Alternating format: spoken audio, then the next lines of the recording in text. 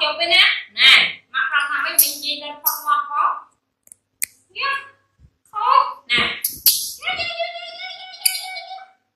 nè mình chụp bài nó một nó khô chứ đấy con nó gì ấy Selina này đến đã mặc ra thằng này này mình tô hành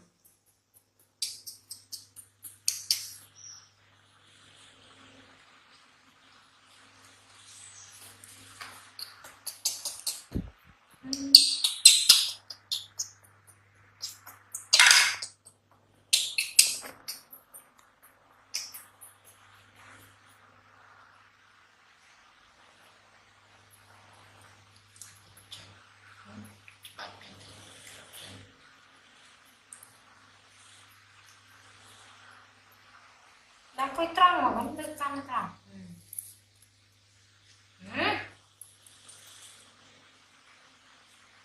ăn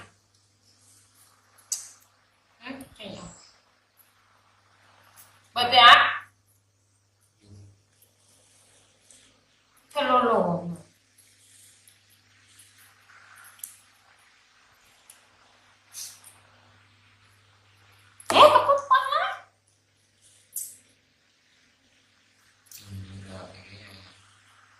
không sạch thì rồi nhé kia tôi bị tiền ôi kiểu cô mía là tình rồi đó cô mì lúc thì cô họ lúc tôi biết rồi cô lo mà thầy cô có không để soi thầy nữa là để sao là thầy này phiêu phiêu tiếp không có thầy nên mấy lâu như thế ra đây những con mỏng con mai mà có con nát nhìn nè đây những trai nữ con trai nữ không tình nhà đi xạo mũi con năm thì ăn chơi nhầm hạt on ấy rồi mới cháy không rồi tè tè mắt chết nhưng mà trai cái mới nhưng mà không ha nhầm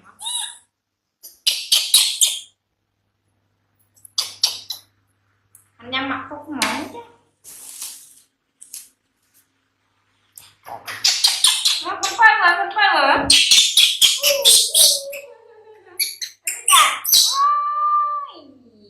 trai này con nào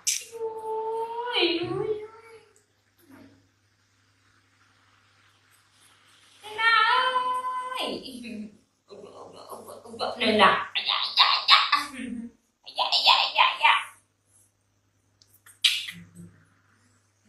mà xin ơi khôi năng đây mày như ở đây nè đây này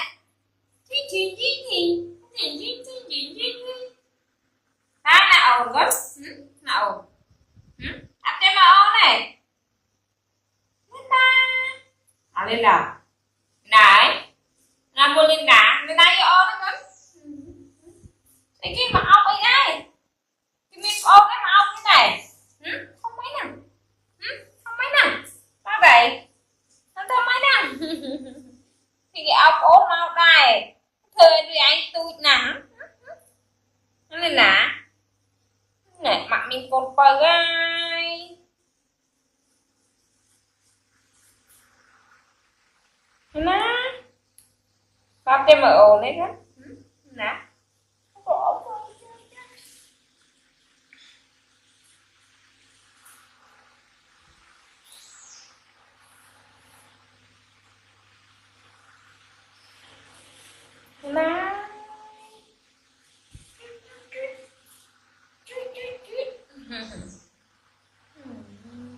nhà nào không cho cái ta hey cho cái ta không ai mà coi lên cái đấy đây hey nè cho quen cái ốc cái thơm đằng như thái thơm đằng cho cái mà cái ốc cái này nó cái này đây luôn nó ốc tới gì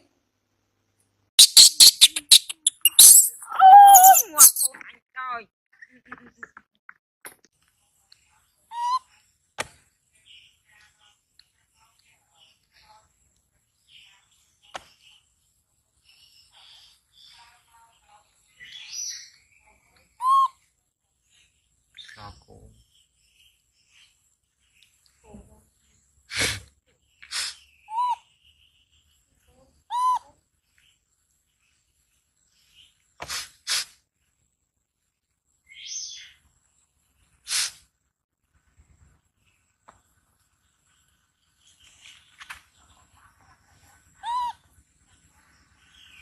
cô dồn bạn đợi chơi rồi.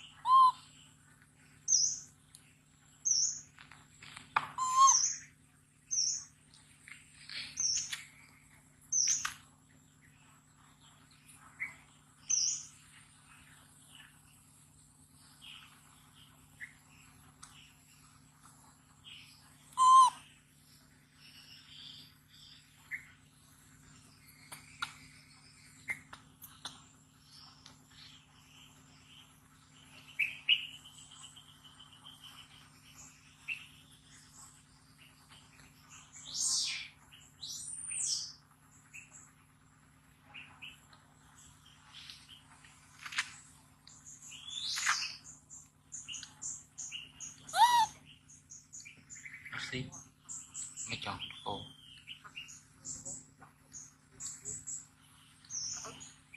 rồi ăn chẳng ai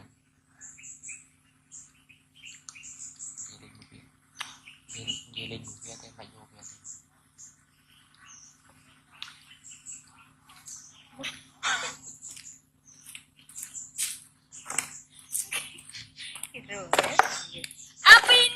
Apinya,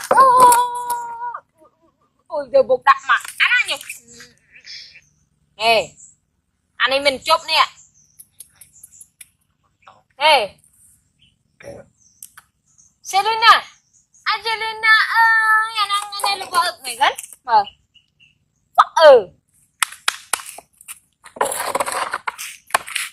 Angelina ơi, dạ vô trong kho, này con vợ này, vô này,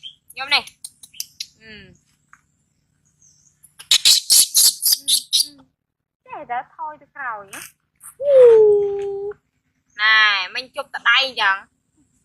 Nè, bạn anh đi mua này có mình chụp nè, này con này. Selina, lấy nó ngay mạng coi mờ ôn nó con nát. Mạng coi mờ pi nè, lẹ nó con nát. Quả này mục sông ham lên mục không? Phơ.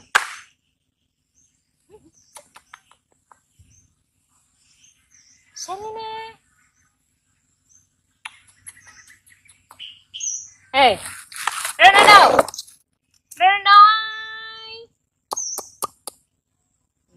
Tờ mạng coi mờ ôn á, về lấy con ạ. Ronaldo coi xua mà.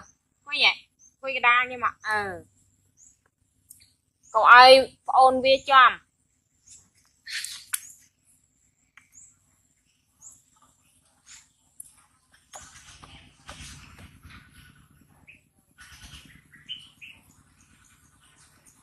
hello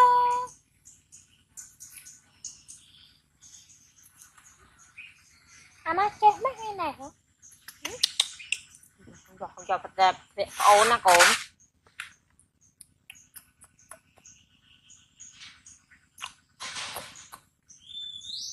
Coi lên nữa mà mơ ổn, viên lên như con ạ.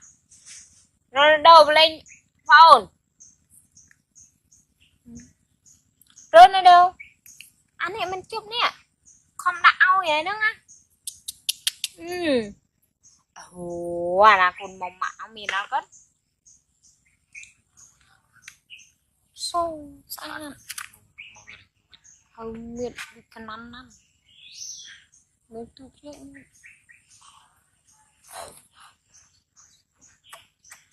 Anh ăn cay cho ca đó, nó cho ca thông đó lắm. Still not xong đi sao hả? Ronaldo một cái xong mua món ăn.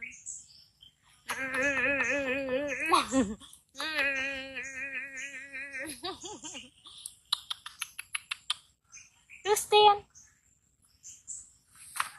Selena, mà bón nó ngọt, đâu phải ôn nè. Anh nói bao giờ hay này. Chụp đã coi chụp, nó Steve qua pua này mà. Cái bên nè, qua pua cái bên nè, bạn đã mình lăng lên kì. Nhà con còi, chụp chụp. Selena.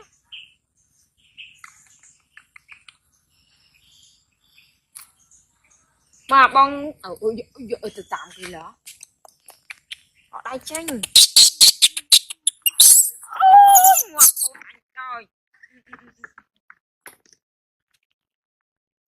trắng men nè thôi này chip khẩu này không khôi pin chưa đi lẹ tiền lòng quay trong cái đá gì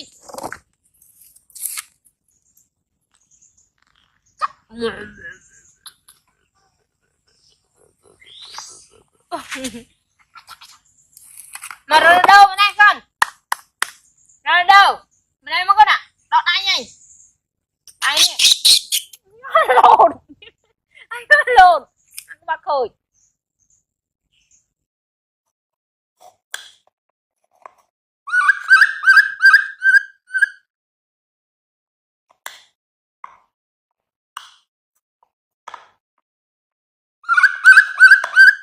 ồ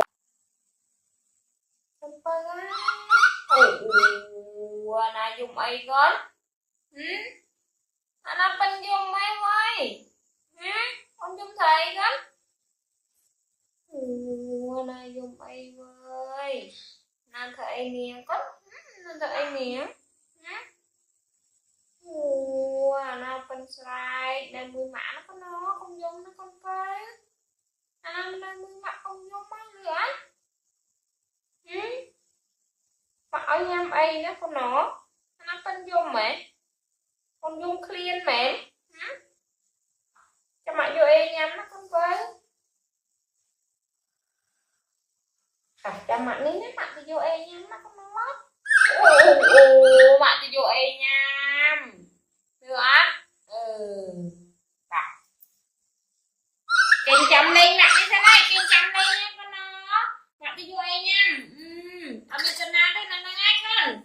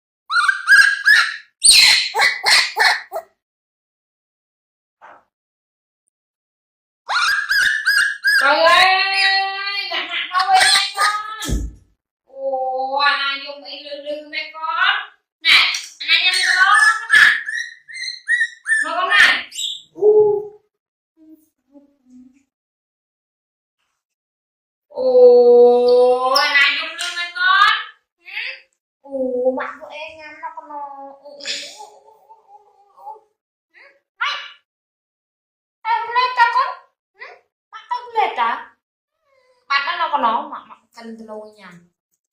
Áo mày áo mày mình thường một cọ ta sen nói sen cần từ lâu nha.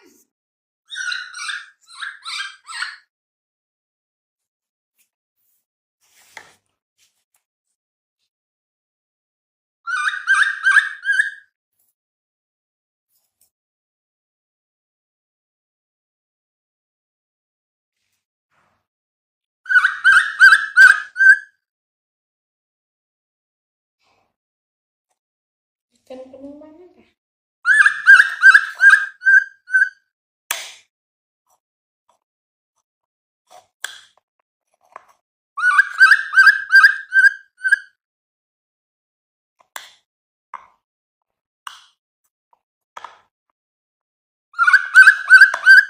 Ồ, hay đó con.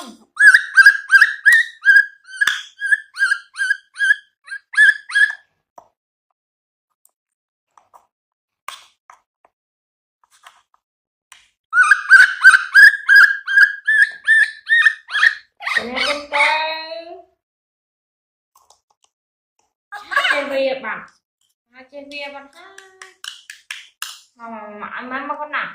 Mà nha. Trên bia đó.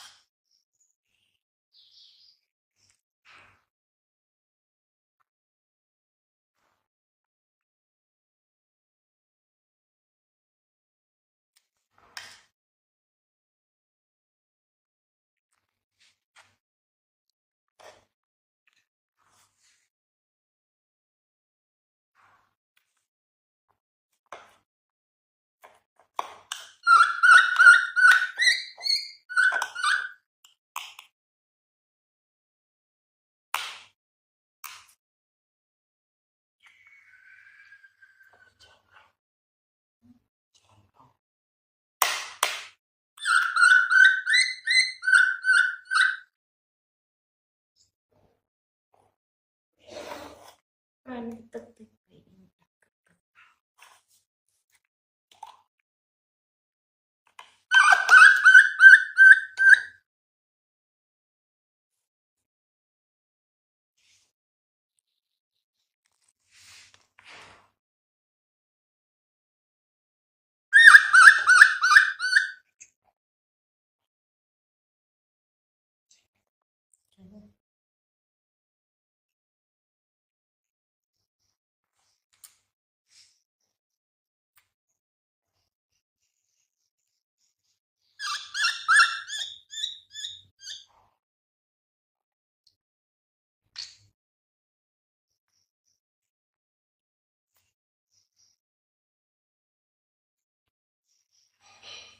Tangan lah. Nah.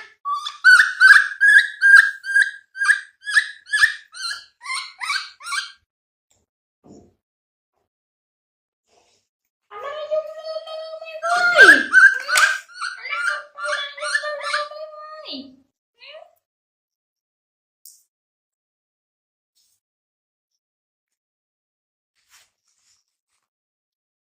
Anaknya jom lulu nó con nhỏ. Anaknya jom lulu nó. Anaknya jom lulu mày. Ui chồng ông má à. Không mà ao mà. Ao vô mà.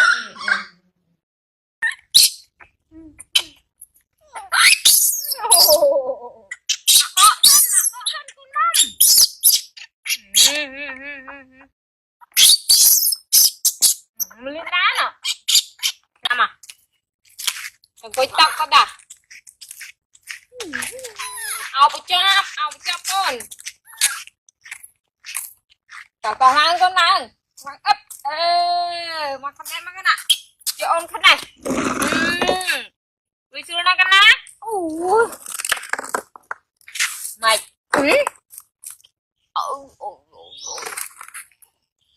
cái gất cái hâm ấy cái hả mình cái hả ui nó ồn gất nhìn nè đây được nó cài gất ôi kita cài cái room nó cài gất nhìn nè nhìn nè mà ôn nè mà lên nào chứ ảo nó cài mày con mỏng mày yo ăn tí chắc con tí mà ôn thử con nè wow yo mình ăn nó mình làm mà nó phải nè thôi thế nó rồi nè mày máu lên nó cày này vô on áo con này cần áo on mạ vô ai nhầm vì chăm mạ nó chăm mà lên mạ vô ai nhầm chăm lên á áo con này chết mạ vô ai on nhầm nó mùi chai mình tam mạ nó mùi chai nó con á nó mùi chai mà on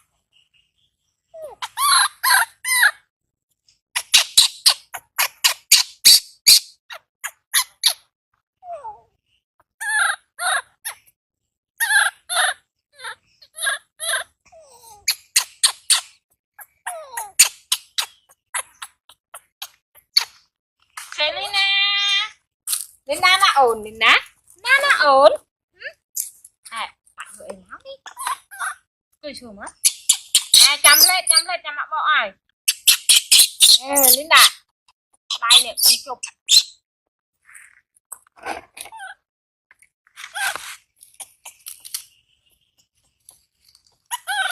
mặc bộ xanh mặc bộ xanh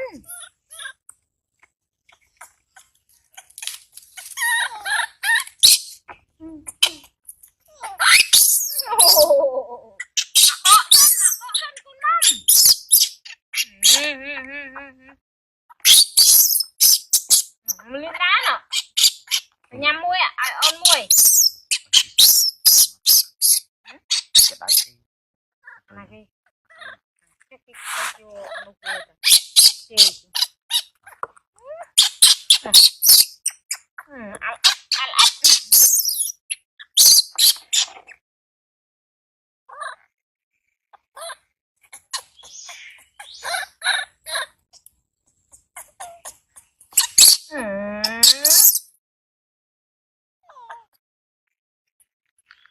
nó cái quạt cho nó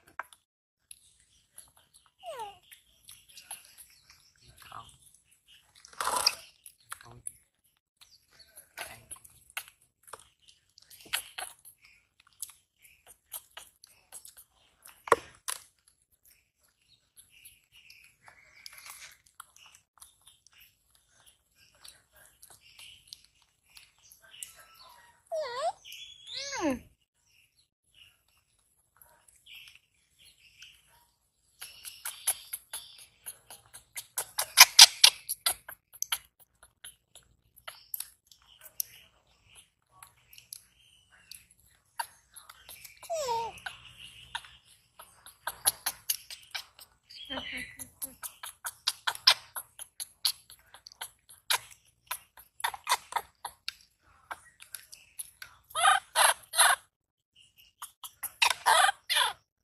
nè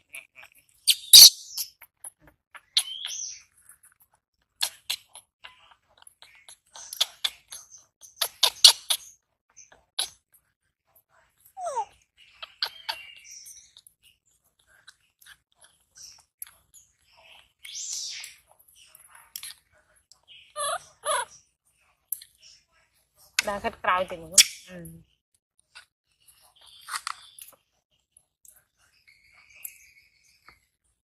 Mày định màu thế đó mày. Mày trong liền thì rai đi ná. Ham xuống lên nè.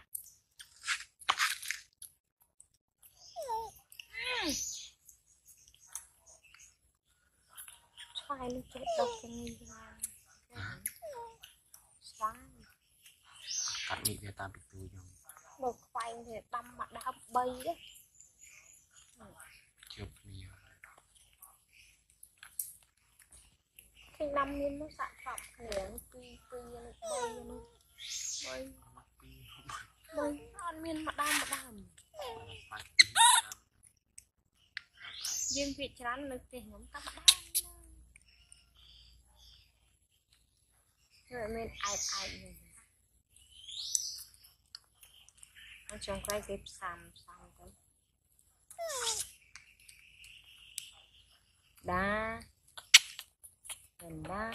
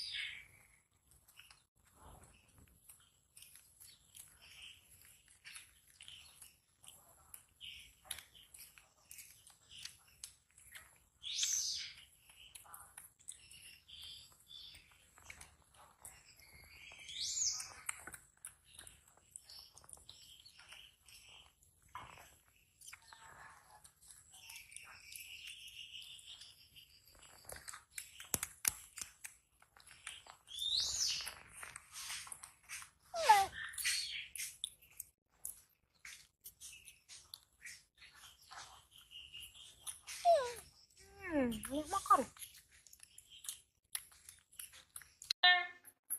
nên là ổn rồi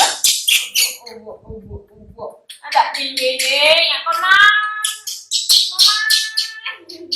mở đỏ thôi nhé nè giờ nó ổn nên là ổn rồi nó quay không mặt thầy nghe mai ôn dây mới mà quăng không mặt thầy nè nghe mai ôn dây mới mà quay một kia chẳng nghe mai hả ăn lên nè đau cái đấy nè nên nè nó ổn nên nó ổn nè lên nó ổn lên đá nó phải ôm mình như thế nào ôm phăng đi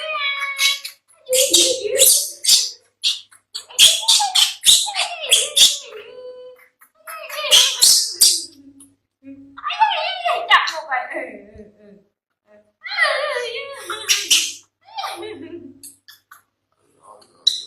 lên đá thôi đợi rồi nói đợi nói này xem nè mông thế nào không nhá nữa thế nào này mà ôn là giờ đọc cô em ăn học ôn hôm nay này bây giờ đọc cô ai nè mà ôn anh này ôn vô mới nè mà bây giờ đọc cô ai